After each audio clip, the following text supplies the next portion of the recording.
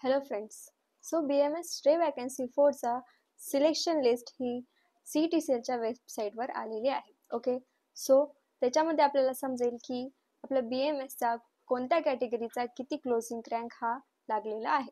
Okay, so बघा, stay vacancy 4मध्ये एक नवीन college alert झालं होतं. सो त्याचे जे क्लोजिंग रँक आहे स्टे वॅकन्सी 4चे, तर ते सर्व त्याच कॉलेजला आलेले आहेत. ओके, सो बघा इथं बघू शकतो आपण की ओपन कॅटेगरीसाठी जो क्लोजिंग रँक आहे तो आहे 4,98,695 हा लागलेला आहे. ओके, त्यानंतर आहे ओबीसी कॅटेगरीसाठी कट ऑफ 5,04,278 एवढा लागलेला आहे.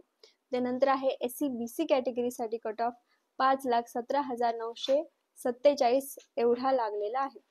त्यानंतर आहे NTB कॅटेगरीसाठी कट ऑफ 5,42,096 हा वुमन कोट्यातून क्लोजिंग रँक लागलेला आहे. त्यानंतर आहे NTC कॅटेगरीसाठी 4,99,419 हा EMR कोट्यातून लागलेला आहे. त्यानंतर आहे NTD कॅटेगरीसाठी कट ऑफ 5,02,294 हा EMR कॅटेगरी आणि वुमन कोट्यातून लागलेला आहे. त्यानंतर आहे VJA कॅटेगरीसाठी कट ऑफ 5,03,491 हा EMR कोट्यातून लागलेला आहे. क्लोजिंग रँक आहे हा. त्यानंतर आहे SC कॅटेगरीसाठी बघा क्लोजिंग रँक 5,08,315 एवढा लागलेला आहे. ठीक आहे, नंतर आहे ST कॅटेगरीसाठी कट ऑफ 7,13,583 एवढा लागलेला आहे स्टे वॅकन्सी राऊंड 4 साठी.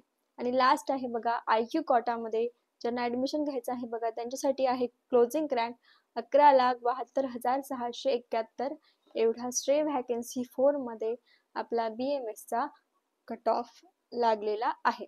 ओके, सो ज्यांचा अजूनही नंबर लागला नाहीये तर त्यांना आता डायरेक्ट नेक्स्ट टाइमला संधी असणार आहे. आता ऑलमोस्ट सगळेच राऊंड हे संपलेले आहे.